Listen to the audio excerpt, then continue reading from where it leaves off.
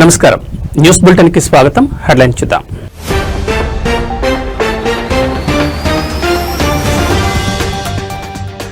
Arabia సముద్ర తీరంలో port నిర్మాణం కోసం పాకిస్తాన్ ప్రయత్నాలు, అమెరికాతో చర్చలు, వాటర్ వే నిర్మించాలనే ప్రణాళికను అమెరికా అధికారుల ముందుంచిన ఆసిమ్ మునీర్.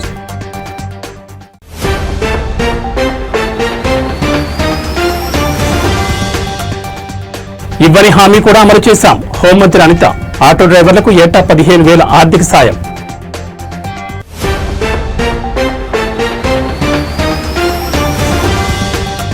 ఏటా 2 కోట్ల ఆర్జన, అయినా స్వీపర్ గా విధులు, అది అతి తక్కువ జీతానికే పనిచేస్తున్న కొయిచి మత్సుబారా.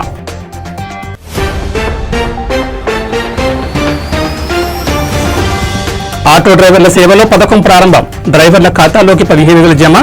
ఏపీలో ఆటో డ్రైవర్ల సేవలో పథకం ప్రారంభం.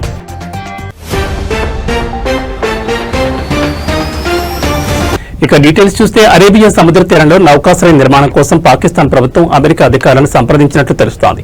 పాకిస్తాన్ ప్రధానమంత్రి షహబాజ్ షరీఫ్, ఆర్మీ చీఫ్ అసీం మునీర్ ఇటీవల అమెరికాలో పర్యటించిన సమయంలో ఈ ప్రతిపాదనలు చేసినట్లు వార్తా కథనాలు వెలువడుతున్నాయి. ఆంగ్ల మాధ్యమాల కథనాల ప్రకారం అరేబియా సముద్ర తీరంలో వాటర్ నిర్మాణానికి సంబంధించిన ప్రణాళికను అసీం మునీర్ అమెరికా అధికారుల ముందుంచారు. మునీర్ శ్వేత సౌధానికి వెళ్లడానికి ముందే ఆయన సలహాదారు అమెరికా అధికారులతో ఈ విషయంపై చర్చలు జరిపారు. పాకిస్తాన్లోని పాక్నీలో లభించే కీలక ఖనిజాల రవాణాకు ఈ రేవును ఉపయోగించాలని షరీఫ్ ప్రభుత్వం యోచిస్తోంది. ఆఫ్ఘనిస్తాన్, ఇరాన్ సరిహద్దుల్లో ఉన్న బలూచిస్తాన్ ప్రావిన్స్ లో పాక్ని వాడరేవు పట్టణంగా ఉంది. అయితే అరేబియా సముద్ర తీరంలో నిర్మించి తలపెట్టిన వాడరేవును అమెరికా సైనిక స్థావరాల కోసం ఉపయోగించడానికి పాకిస్తాన్ నిరాకరించినట్లు తెలుస్తోంది. You know, sometimes diplomacy looks less like a meeting of equals and more like a desperate sales pitch. And that's exactly what happened when Pakistan's Prime Minister and Army Chief landed in Washington to meet Donald Trump. The drama started even before the talks. It is said that the Pakistani delegation was made to wait for 30 minutes before the meeting even began. They were not invited by Trump. It was the Pakistani side who wanted to engage with the Trump administration. But when the doors finally opened, Pakistan came prepared with a gift, a polished wooden box carrying something they thought it will catch Trump's eyes: rare earth minerals, not just any samples, but stones pulled from Pakistan's massive reserves, worth an estimated $6 trillion. Let me show you where these mineral reserves are. Pakistan's richest mineral belts are mainly in Balochistan. There is a huge copper, gold and rare earth deposits. Then Khyber Pakhtunkhwa province, there you have antimony, gemstones, copper, lithium. Then Gilgit-Baltistan region, that place also has rare earth minerals, uranium traces, copper, gold. These 3 regions are called frontier regions, and the important thing to understand over here is that these regions are not naturally loyal to Islamabad. When British India was partitioned in 1947, Pakistan was stitched together from provinces that were not interested in joining Pakistan. Balochistan had princely states like Kalat, which initially declared independence but was later forced to accede to Pakistan in 1948, leading to the first Baloch rebellion. Then Khyber Pakhtunkhwa province, then it was called Northwest Frontier Province, had a referendum under very controversial circumstances. Many Pashtuns boycotted it since the only 2 options were India or Pakistan. No choice for an independent Pashtunistan. And then the Gilgit-Baltistan region, it was seized by tribal militias with support from Pakistan after partition. But locals never had a proper referendum. So historically speaking, these regions were never fully integrated by choice. They were bound by force, administrative deals, and later by the Pakistani military's grip. That is exactly why the Pakistani army is personally controlling rare earth projects through the Frontier Works Organization, FWO. They don't trust civilians or local governments because if any of these provinces break away in the future, Pakistan risks losing its $6 trillion mineral jackpot. That is why when the Pakistani army chief hands rare earth minerals directly to Trump, it's not just about foreign investment. It's about showing the world and the United States these resources are under army control, not local rebels, not civilians. If you want them, please come and deal with me. Now, why Pakistani army chief had to personally show it to Trump? First of all, who shows up at the White House with a wooden box full of rocks? It looked less like diplomacy and more like kids showing off their stone collections to friends. The photo itself looked like a scene from Alibaba Chalis store. Anyhow, the reason Pakistani army chief had to personally show it to Trump is because simple, Pakistan is broke. Their economy has been gasping for air and they are betting big that minerals could be their ticket out of crisis. By putting the army front and center, they were saying, this is not just commerce, this is national survival. The meeting itself lasted about 90 minutes, with Trump, Vice President J.D. Vance, and Secretary of State Marco Rubio all were present. Prime Minister Sharif tried hard to charm Trump, even calling him a man of peace. He thanked him for a recent tariff deal and pleaded for American investment in agriculture, IT, mining and energy. And Pakistan wasn't just talking. They already signed a $500 million deal with a Missouri-based company, US Strategic Metals, to build a refinery for gold, copper and tungsten and rare earth minerals. Another deal was inked with a Portuguese firm, Mota Engel Group, for construction projects. But here is where it gets interesting. Behind all this gifting and polite words, there are two big reasons Trump might actually care about Pakistan. The first reason is, Trump wants to revive the Abraham Accords. It is a peace deal between Israel and Muslim countries. After the Gaza War of 2023, those plans collapsed. Even in the recent 21 points Gaza peace plan, President Donald Trump and Israeli Prime Minister Benjamin Netanyahu have publicly discussed their efforts to expand the accords. For that, he needs countries like Saudi Arabia and yes, also Pakistan on board. The primary and most significant target remains Saudi Arabia. Normalizing relations with Saudi Arabia has long been a goal of both the United States and Israel, and the establishment of a Palestinian state is a strong condition from the Saudi side. When it comes to Pakistan, the only reason Pakistan is kept symbolically on board the Abraham Accords is simple. Nukes on one side, Pakistan has a habit of selling themselves for any deal, plus their tricky borders with China, Iran and Afghanistan. That is why Trump needs countries like Saudi Arabia and yes, Pakistan on board for reviving the Abraham Accord. And the second reason is, Trump has not forgotten Bagram Air Base in Afghanistan. I've made a video on it. Watch it, everything is explained with maps. He has called it a mistake for the United States to give it up. Now he's not ready to put American troops back in Kabul, but he wants a foothold. And guess who also wants to hit back at the Taliban? Pakistan's Army General Asim Munir. Pakistan has been bleeding from Taliban-backed terror attacks, and Munir is looking for partners to fight back. So in that White House room, a box full of rare earth minerals were just the glitter. The real talk was about power, security and reshaping the region.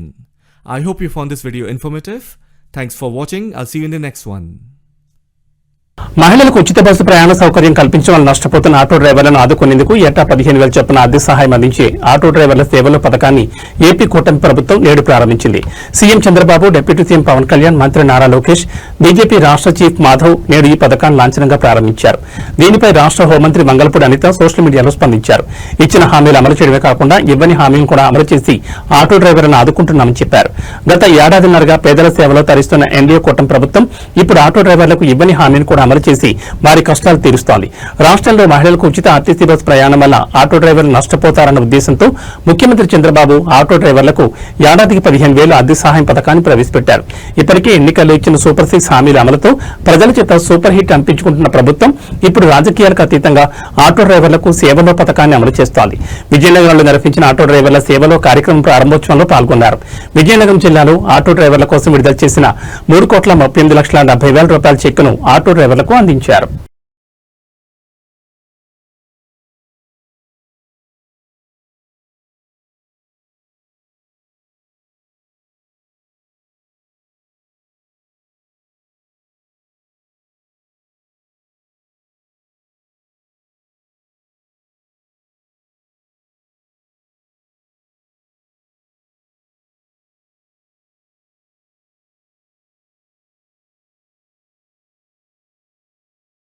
కోట్లకు పడగలెత్తాక చిన్న పనులు చేయాలంటే చాలా మంది నామోషిగా భావిస్తుంటారు. కానీ Japan చెందిన ఓ కోటీశ్వరుడు మాత్రం స్వీపర్ గా పనిచేస్తూనే ఉన్నాడు.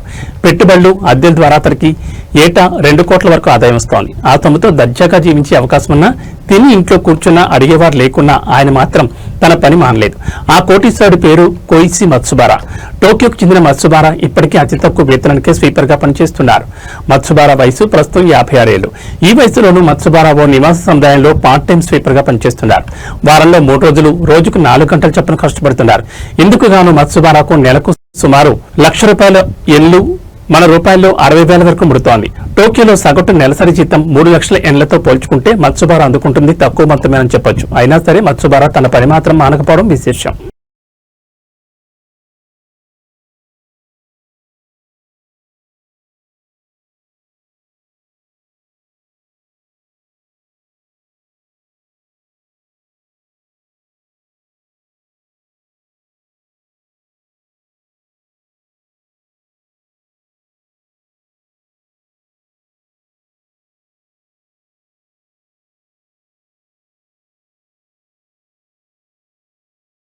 ఆంధ్రప్రదేశ్లో కూటమి ప్రభుత్వం మరో హామీ నెరవేర్చింది. రాష్ట్రంలోని ఆటో టాక్సీ, మ్యాక్సీ క్యాబ్ డ్రైవర్లకు ఆర్థిక భరోసా కల్పించేందుకు ఉద్దేశించిన ఆటో డ్రైవర్ల సేవల పథకాన్ని శనివారం ఘనంగా ప్రారంభించింది.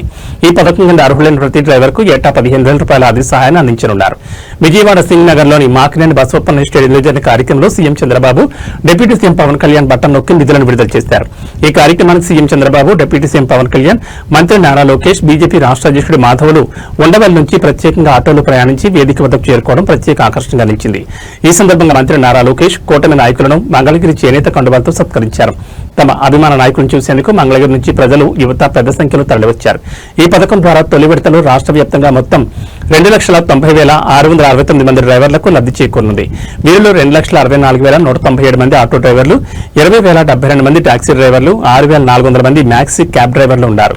ఇందుకోసం ప్రభుత్వం 436 కోట్లను నేరుగా లబ్ధిదారుల బ్యాంక్ ఖాతాలో జమ చేసింది. ఎన్నికల మేనిఫెస్టోలో లేనప్పటికీ మహిళల కోసం ఉచిత బస్సు ప్రయాణం కల్పించే స్త్రీ శక్తి పథకాన్ని ప్రారంభించినప్పుడు ఆటో డ్రైవర్లను ఆదుకుంటామని ఆగస్టు 15న సీఎం చంద్రబాబు హామీ ఇచ్చారు.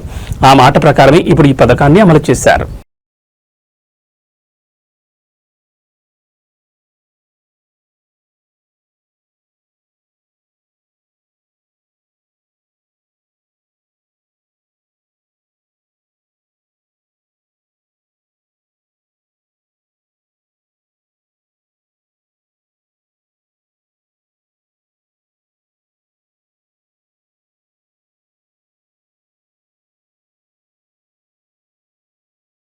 రాష్ట్రంలోని ఆటో డ్రైవర్ల అభివృద్ధి లక్ష్యంగా ప్రభుత్వం ఆటో డ్రైవర్ల సేవ పథకానికి నాంది పలికిందని ప్రభుత్వ whip Kancharla Srikanth, RTC vice chairman Munirathnam, UDA chairman doctor సురేష్లు స్పష్టం చేశారు.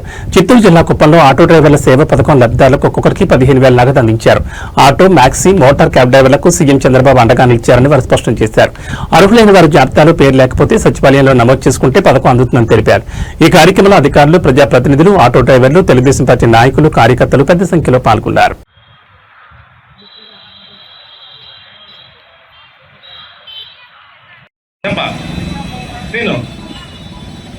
కొంచెం కిందకి దింపగలది.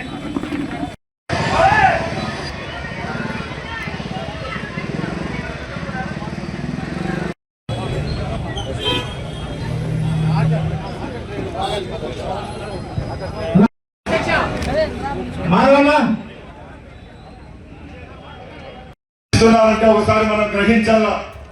కళలో ఆ దేవుడు వచ్చి మనకు వరాలు ఇస్తారో ఏమో కానీ చంద్రబాబు నాయుడు గారు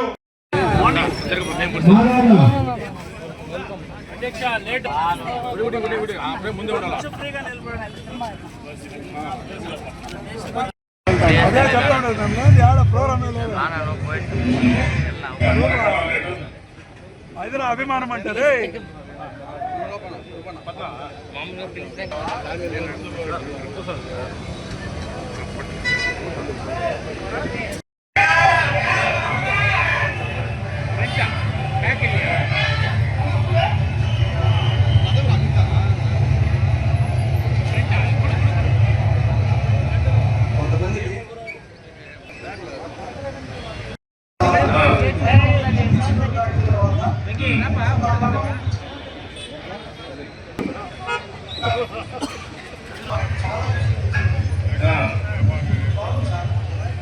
ఇప్పుడు టెక్నాలజీ వల్ల ఎంతో కాపాడుకున్నారు.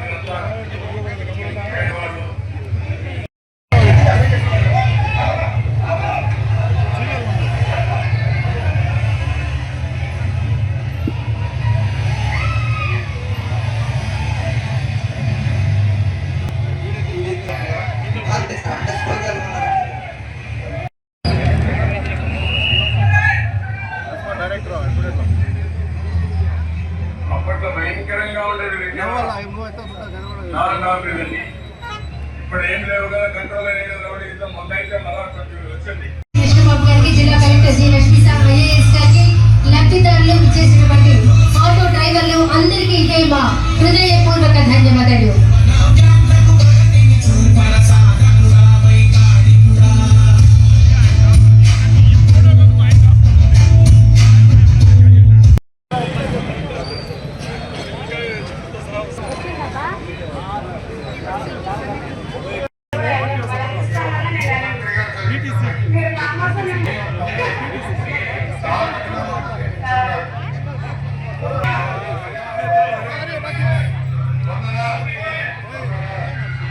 గౌరవ ముఖ్యమంత్రి వర్యులు కూటమి ప్రభుత్వం ఆధ్వర్యంలో ఆటో డ్రైవర్ల సేవలో అనేటటువంటి కార్యక్రమాన్ని ప్రారంభించడం జరుగుతుంది. పాత్రికేయ సోదరులకు నమస్కారం. అదేవిధంగా గౌరవనీయులు ఎమ్మెల్సీ గారు, గవర్నమెంట్ గారు, కడా పీడీ గారు, డాక్టర్ సురేష్ గారు, ఇంకా మా మిత్రులందరూ ఉన్నారు. ఈరోజు కుప్పంలో అద్భుతమైనటువంటి ఈరోజు ఆటో డ్రైవర్ల సేవలో కార్యక్రమం ముఖ్యమంత్రి చంద్రబాబు నాయుడు, ఉప ముఖ్యమంత్రి పవన్ కళ్యాణ్ ఆదేశాల ప్రకారం ప్రతిష్టాత్మకంగా ప్రారంభించారు. అయితే జన సైనికులలో చిన్న గొడవ చోటు చేసుకోవడం వార్తగా మారింది. ఏపీ రవాణా సంస్థ నిర్వహణలో ఒక తప్పిదాన్ని ఎత్తి చూపిన జన సైనికులు పత్రిక చెక్కులలో పవన్ కళ్యాణ్ ఫోటో లేకపోవడం కారణంగా వాగ్వాదానికి దిగారు. అది తాము భావించినట్లు పవన్ కళ్యాణ్ యొక్క ప్రతిష్టను తగ్గించే తప్పుగా అనిపించిందని చెప్పారు. సీఎం చంద్రబాబు నాయుడు లైవ్ ప్రసార సమయంలో గొడవ పెరిగిన నేపథ్యంలో ఎమ్మెల్యే గిడ్డి సత్యనారాయణ తెలుగు తమ్ముళ్లు జన సైనికులతో చర్చించి సమస్యను శాంతంగా పరిష్కరించారు. ఇప్పుడు లబ్ధిదారులు రామూరి లలిత గారు ఈ సంవత్సరంన్నర కాలంలో ప్రభుత్వం నుంచి ప్రజలకు ఎలాంటి లబ్ధి చేరుతుందో ఆమె మాటల్లోనే విందాం. రామూరి లలిత గారి మాటల్లో.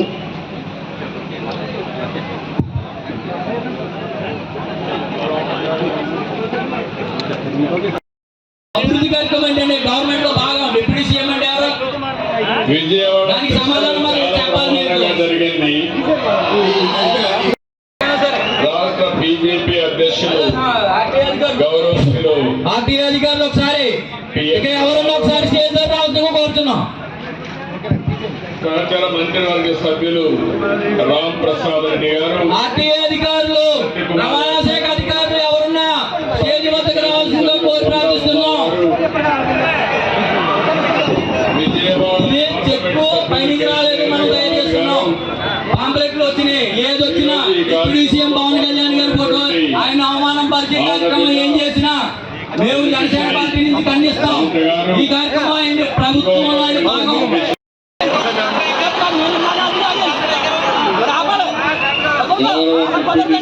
పవన్ కళ్యాణ్ గారి ఫోటో రాకుండా ఏ కార్యక్రమం ఏంటిది అంటే ఏంటిది గవర్నమెంట్ కాదా? ఆయన గవర్నమెంట్ అధికారి కాదా? సీఎం అంటే ఎవరు?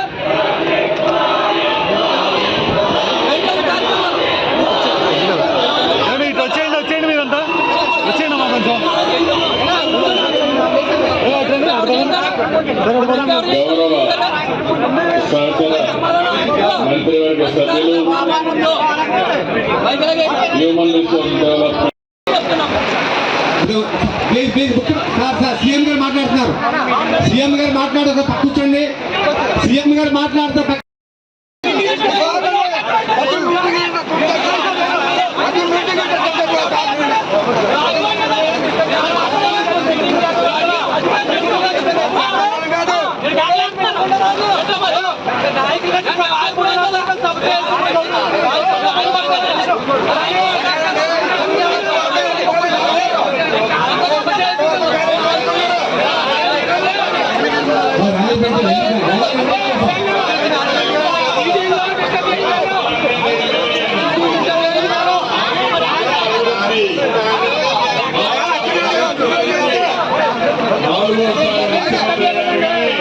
నాకే అర్థం కాలేదు.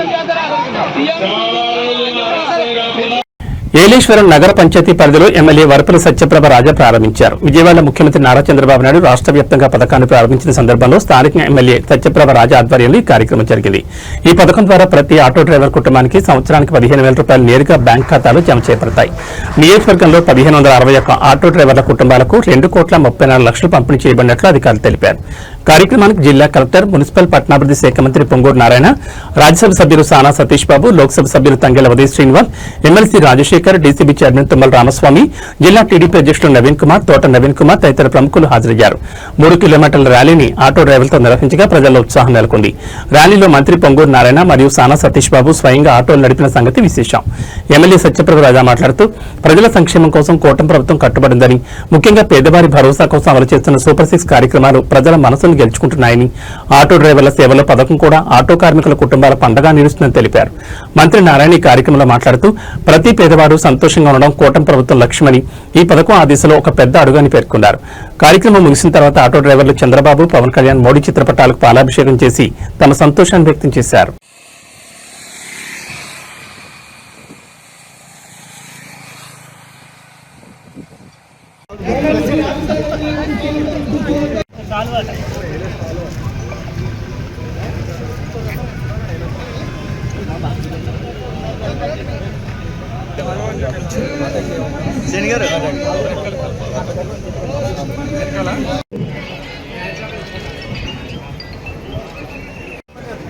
స్థానిక నాయకులు అలాగే అమరండ చలమయ్య గారు గమనిస్తున్నాం. దయచేసి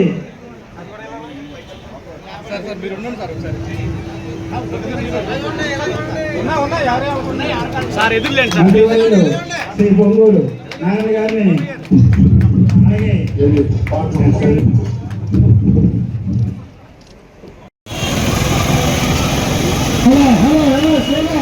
మినిస్టర్ గారు నారాయణ గారు జనం ఖాళీ అవుతున్నారు.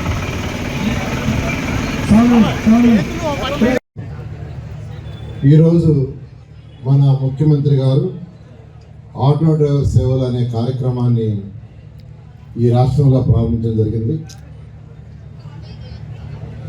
మీకు అందరికీ తెలిసిందే, గత ప్రభుత్వం చేసిన అనేక అవకతవకల వల్ల ఈ ప్రభుత్వం ఏదైతే ఎన్డీఏ ప్రభుత్వం వచ్చిందో ఈరోజు అనేక ఆర్థిక ఇబ్బందుల్లో ఉన్నా, అంటే గత ప్రభుత్వం 10 లక్షల కోట్ల రూపాయలు అప్పు చేసి వెళ్ళిపోయింది. 10 లక్షల కోట్లు అంతా ఇంత కాదు. బట్ దాన్ని తీర్చే బాధ్యత ఎవరిదంటే మనందరిది. మనం కట్టే ట్యాక్స్లో తీర్చాల్సిందే. ఏ ప్రభుత్వం వచ్చినా ఒక ప్రభుత్వం అప్పు చేసి పోయినా వచ్చిన ప్రభుత్వం ఖచ్చితంగా తీర్చాల్సిందే. ప్రభుత్వం ఇస్తూ ఈ యొక్క కార్యక్రమం మేనిఫెస్టోలో లేదు, మేనిఫెస్టోలో పెట్ట అయినప్పటికీ శ్రీశ్రీ కార్యక్రమాన్ని ఈరోజు ఈ యొక్క కార్యక్రమాన్ని తీసుకొచ్చారు. దీంట్లో మొత్తం 2,90,669 మంది 2,90,669 మందికి రాష్ట్రంలో ఈ పథకాన్ని ఈరోజు ఇంప్లిమెంట్ చేస్తున్నారు. దానివల్ల 436 కోట్లు మరికొన్ని క్షణాల్లో వాళ్ళ అకౌంట్ అయిపోతున్నారు. కాకినాడ ఎంపీ ఉదయ్ శ్రీనివాస్ గారు ఆటో డ్రైవర్లకి ఒక్కొక్కరికి 15,000 చొప్పున మొత్తం 2,34,15,000 యాక్చువల్గా వాళ్ళ అకౌంట్లో జమ చేస్తున్నారు. ఇది డబ్బులు ఇవ్వటం లేదండి, డబ్బులు లేవు. మాజీ ఎమ్మెల్యే సీనియర్ నాయకులు శ్రీ ఎస్ ఆదోని పట్టణంలోని మున్సిపల్ కార్యాలయంలో నిర్వహించిన ఆటో డ్రైవర్ల సేవల కార్యక్రమానికి ఆంధ్రప్రదేశ్ రాష్ట్ర seeds development corporation chairman Dharmavaram Manni Subbareddy హాజరయ్యారు. ఈ సందర్భంగా చైర్మన్ ధర్మవరం మన్నీ సుబ్బారెడ్డి మాట్లాడుతూ కూటమి ప్రభుత్వం ఏర్పడిన 15 నెలల్లోనే సూపర్ 6 హామీలను అమలు చేయడం జరిగిందని తెలిపారు. అదేవిధంగా ఆటో డ్రైవర్లకు ఏడాదికి 15,000 మరియు 2,90,669 లబ్ధిదారుల ఖాతాలో 436 కోట్లు నేరుగా జమ చేయనున్నట్లు పేర్కొన్నారు. పన్నులు మరియు నిత్యావసర వస్తువుల ధరలపై తగ్గింపులపై కూడా కూటమి ప్రభుత్వం నిర్ణయాలు తీసుకుంటుందని, రాబోయే కాలంలో ప్రజలు కూటమి ప్రభుత్వాన్ని ఆశీర్వదించాలని ఆయన కోరారు. కార్యక్రమంలో sub collector Maurya Bharadwaj, MLA Padasarathi, MLC BT Naidu, TDP Kurnool parliament అధ్యక్షులు తిక్కారెడ్డి, మాజీ ఎమ్మెల్యే అండ్ ఆదోని నియోజకవర్గ ఇన్ఛార్జ్ మీనాక్షి నాయుడు, జనసేన నాయకులు Mallappa, commissioner, municipal chairperson, auto డ్రైవర్లు, కూటమి నాయకులు, కార్యకర్తలు పాల్గొన్నారు. పెద్దలు పార్థసారథి గారికి, మన ఎమ్మెల్సీ పిటి నాయుడు అన్న గారికి, తెలుగుదేశం పార్టీ అధ్యక్షులు తిక్కారెడ్డి అన్న గారికి, ఈ నియోజకవర్గ తెలుగుదేశం పార్టీ ఇన్ఛార్జ్ అయినటువంటి మీనాక్షి నాయుడు అన్న గారికి, మున్సిపల్ చైర్మన్ గారికి, మిగతా వేదిక మీద ఉన్నటువంటి పెద్దలకు, కింద ఉన్నటువంటి బీజేపీ కూటమి సంబంధించినటువంటి నాయకులకు అందరికీ కూడా పేరు పేరున ధన్యవాదాలు తెలుపుకుంటూ, మేమంతా ఈ కార్యక్రమంలో మన కూటమి ప్రభుత్వంలో ఉన్నటువంటి పెద్దలు చంద్రబాబు నాయుడు గారి ఆదేశాల మేరకు ఇక్కడ ఏదైతే కూటమి ప్రభుత్వం చేపట్టిన తర్వాత 15 నెలలు అయింది. 15 నెలలలో కూటమి సంబంధించినటువంటి సూపర్ 6 పథకాలు అయితేమి, అవే కాకుండా ఇక్కడ ఉన్నటువంటి ఈ ప్రోగ్రాం ఎవరైతే మరి ఆటో కుటుంబ సభ్యులందరికీ కూడా వీరికి కూడా అన్యాయం జరగకూడదనే ఉద్దేశంతో అందరికీ కూడా ఈరోజు సంవత్సరమునకు ఆటో నడుపుతున్నటువంటి డ్రైవర్కి ఏదో చేదోడుగా ఉంటుందనే ఉద్దేశంతో కూటమి ప్రభుత్వం తరఫున చంద్రబాబు నాయుడు గారు మీకు ఇస్తున్నటువంటి 15,000 రూపాయలు అని అనుకోవద్దండి. ఇప్పుడున్నటువంటి పరిస్థితి గత వైసీపీ గవర్నమెంట్ ఎన్ని ఇబ్బందులు పెట్టినా కూడా కూటమి ప్రభుత్వము ఈ ఆంధ్రప్రదేశ్ని చిన్నగా లాక్కొని వస్తుందని చెప్పి మీరందరికీ కూడా గమనించాల్సిన అవసరం ఎంతైనా ఉంది. భవిష్యత్తులో కూడా మీరు ఖచ్చితంగా ఈ కూటమి ప్రభుత్వాన్ని ఆశీర్వదిస్తారని చెప్పని ఆశిస్తూ ఈ అవకాశం ఇచ్చినటువంటి వేదిక మీద ఉన్నటువంటి పెద్దలు మీ అందరూ కూడా పేర్కొన్న ధన్యవాదాలు తెలుపుకుంటూ ముగిస్తున్నాం. కేంద్ర మంత్రి కింజరపు రామ్మోహన్ నాయుడు శనివారం శ్రీకాకుళం జిల్లాలో ఆటో డ్రైవర్ల సేవలో కార్యక్రమాన్ని ప్రతిష్టాత్మకంగా ప్రారంభించారు. ఈ సందర్భంగా ఆయన మాట్లాడుతూ ఖద్దరు కన్నా ఖాకీ ఇచ్చిన ధైర్యం ఎక్కువ అనే వార్తల్లో హైలైట్ గా నిలిచాయి. కార్యక్రమంలో జిల్లా ఇన్ఛార్జ్ మంత్రి కొండపల్లి శ్రీనివాస్, జిల్లా కలెక్టర్ స్వప్నిల్ దినకర్ పొన్కర్, శ్రీకాకుళం ఎమ్మెల్యే గొండు శంకర్ తదితరులు పాల్గొన్నారు. తొలుత శ్రీకాకుళం నగరంలోని బలక జంక్షన్ నుండి ఎన్టీఆర్ మున్సిపల్ మైదానం వరకు ఆటో డ్రైవర్ల ర్యాలీ జరిగింది. కేంద్ర మంత్రి Rammohan Naidu auto driver uniform ధరించి స్వయంగా ఆటో నడపడం విశేషం. ఆటో డ్రైవర్లు మరియు వారి కుటుంబాలు ఉత్సాహంతో ఆనందం వ్యక్తం చేశారు.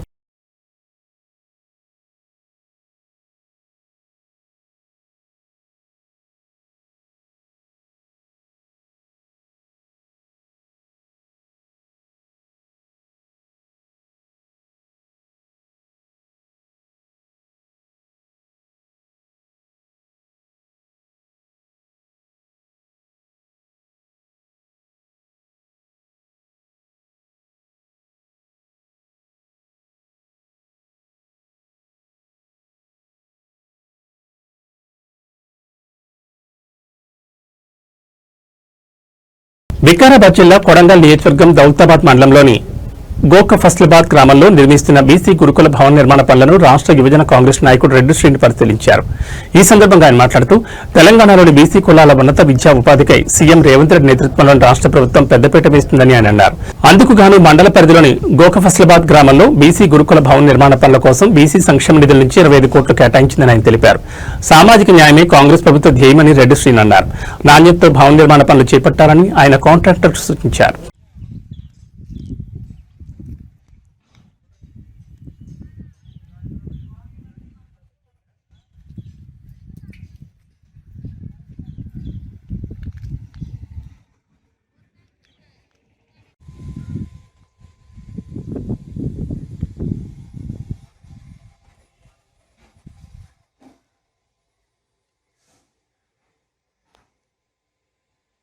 మాజీ ఎమ్మెల్యే పట్నం నరేందర్ రెడ్డిపై ఆయన అభిమానులకు ప్రేమాభిమానాలు చెక్కు చెదరలేదు. విజయదశమి పర్వదినం సందర్భంగా అనంతరం సొంత నియోజకవర్గానికి వచ్చిన మాజీ ఎమ్మెల్యే పట్నానికి శుభాకాంక్షలు వెల్లువెత్తాయి. కొడంగల్ పట్టణంలోని ప్రముఖ న్యాయవాది మధుసూదన్ రెడ్డి నివాసంలో ముఖ్య నాయకులు, కార్యకర్తలు, అభిమానులు మాజీ ఎమ్మెల్యేకు ప్రేమాభిమానాలతో జమ్మి పెట్టి శుభాకాంక్షలు తెలిపారు. ఈ సందర్భంగా మాజీ ఎమ్మెల్యే పట్నం నరేందర్ రెడ్డి మాట్లాడుతూ నియోజకవర్గ అభివృద్ధికి అహర్నిశలు తన తోడ్పాటును అందిస్తానని మాజీ ఎమ్మెల్యే పేర్కొన్నారు. ఈ కార్యక్రమంలో భారత ముఖ్య నాయకులు మధుసూదన్ యాదవ్, విష్ణువర్ధన్ రెడ్డి, కోట్ల యాదగిరి, ఫకీరప్ప, నరేష్ గౌడ్, హుస్నాబాద్ కృష్ణ తదితరులు పాల్గొన్నారు.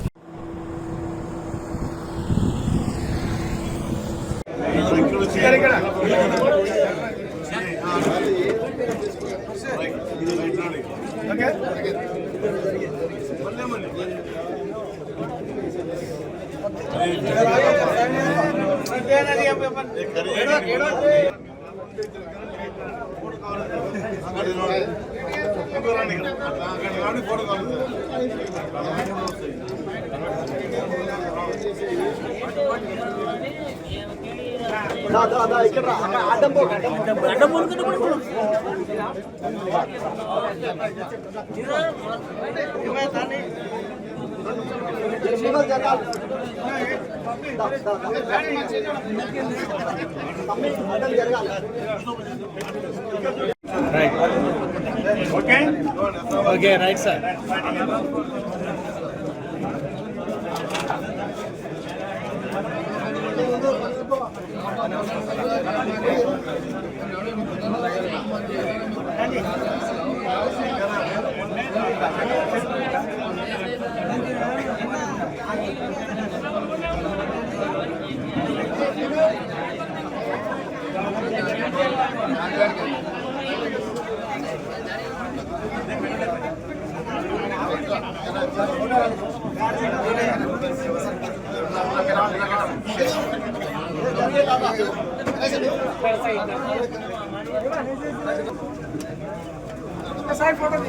ఎంపీటీసీ బాణీలాడు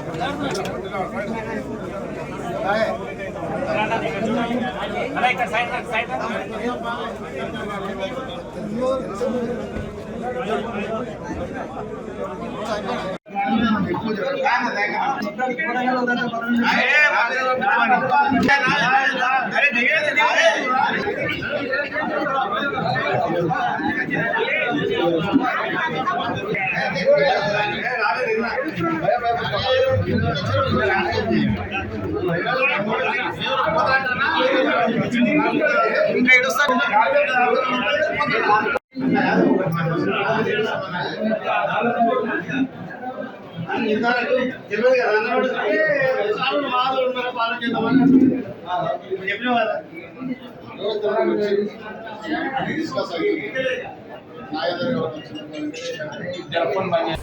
బొల్లారం రైల్వే స్టేషన్ సమీపంలో కంటోన్మెంట్ బోర్డు డంపింగ్ యార్డ్ వద్ద జైన్ కమ్యూనిటీ ఆధ్వర్యంలో ఏర్పాటు చేసిన గోశాల పశువుల ఆసుపత్రిని ప్రారంభించారు రాష్ట్ర గవర్నర్ జిష్ణుదేవ్ వర్మ, కేంద్ర మంత్రి కిషన్ రెడ్డి.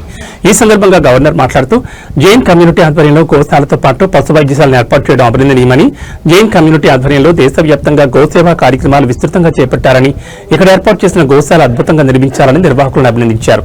కేంద్ర మంత్రి కిషన్ రెడ్డి మాట్లాడుతూ జైన్ కమ్యూనిటీ ఆధ్వర్యంలో గోశాల, పశు వైద్యశాల ఏర్పాటు చేయడం పట్ల సంతోషం వ్యక్తం చేశారు. జైన్ కమ్యూనిటీ వారు హైదరాబాద్ తో పాటు ఇతర ప్రాంతాల్లో వివిధ వ్యాపారాలు చేస్తారని, వారు చేసే వ్యాపారంతో పాటు సామాజిక సేవలు గోశాలను నిర్వహిస్తున్నారని అన్నారు.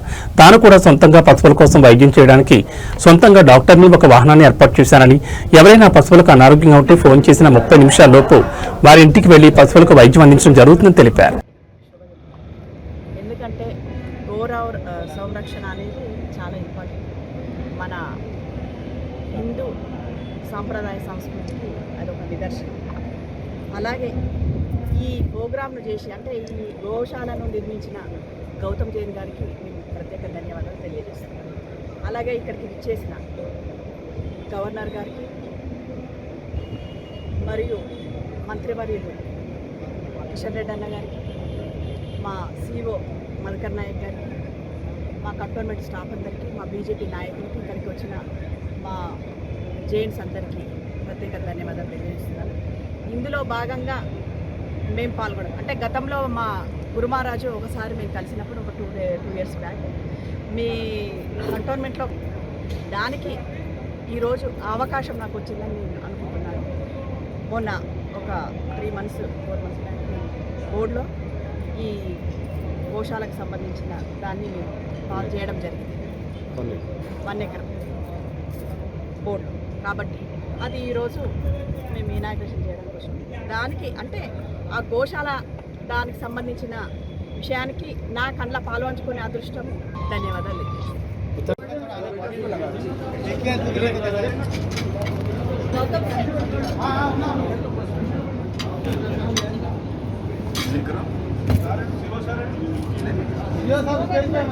మొబైల్ వస్తుంది.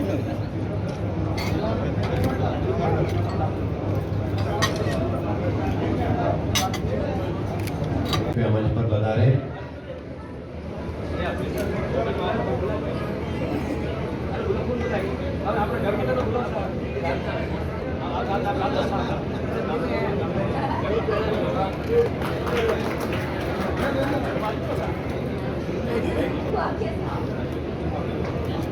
देखिए तो